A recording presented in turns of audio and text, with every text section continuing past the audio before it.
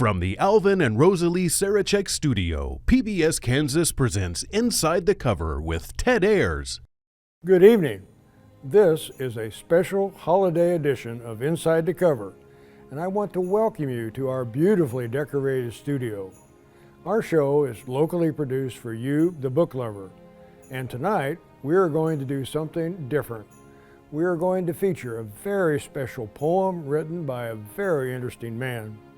It is now time to go inside the cover. Clement Clark Moore was an American writer, scholar, and real estate developer. He was born on July 15, 1779, in the province of New York, British America. He died at the age of 83 on July 10, 1863. I found it interesting that Clement Clark Moore was born during the time of the American Revolution, and he died during the war between the states. He married Catherine Elizabeth Taylor in 1813, and they were the parents of 9 children.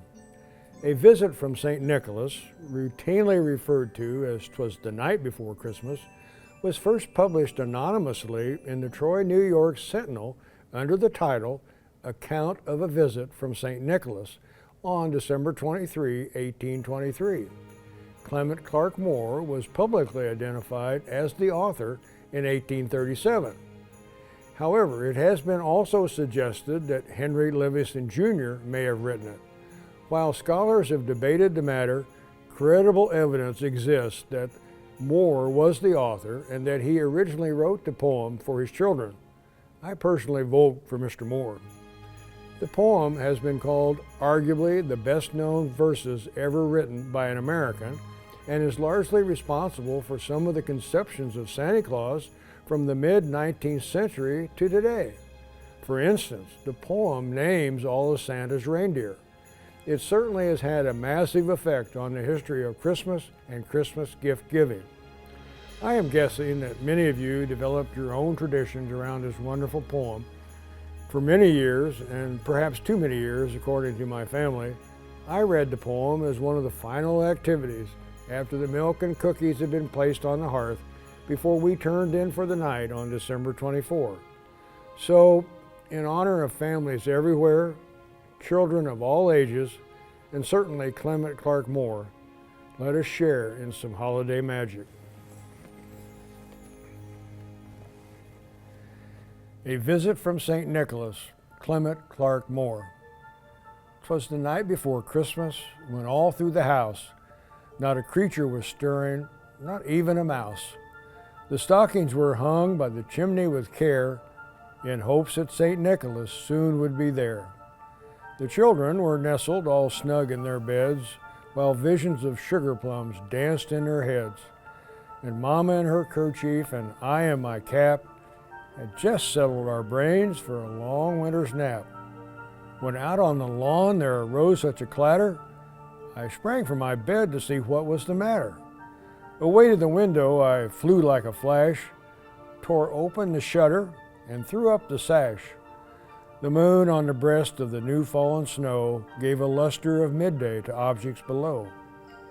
When what to my wandering eyes should appear but a miniature sleigh and 8 tiny reindeer, with a little old driver so lively and quick, I knew in a moment it must be St. Nick.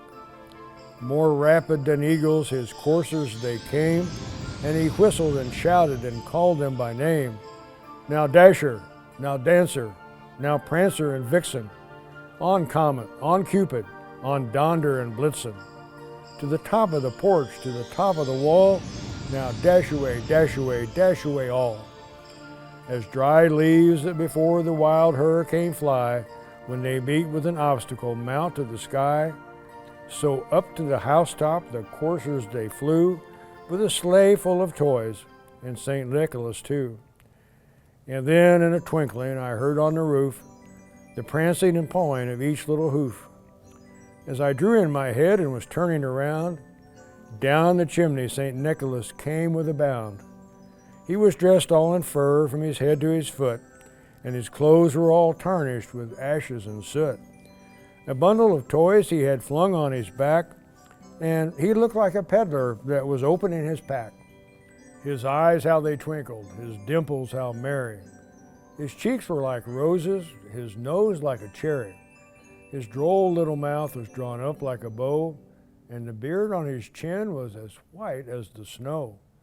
The stump of a pipe he held tight in his teeth, and the smoke it encircled his head like a wreath.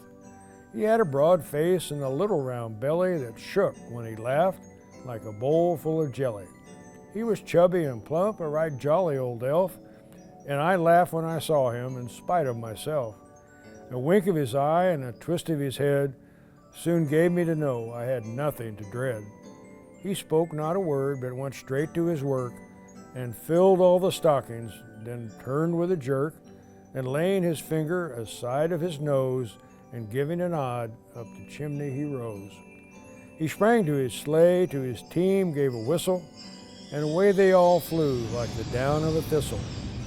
But I heard him exclaim, ere they drove out of sight, "Happy Christmas to all, and to all a good night." And that's our wish for you. Thanks for watching, and we look forward to our next conversation on Inside the Cover.